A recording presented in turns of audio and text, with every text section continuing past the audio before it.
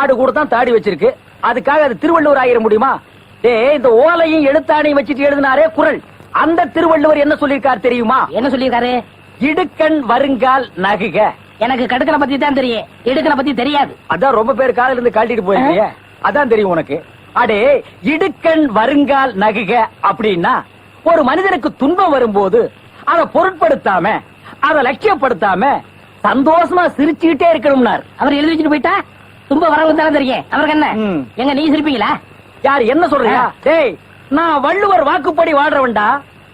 அவர் எழுதி வச்சிருக்கிற 12,278 குறளும் எனக்கு மனப்பாடம். அது அப்படியே நான் தலைகீழ புரட்டுவன்டா. 1330 தானே?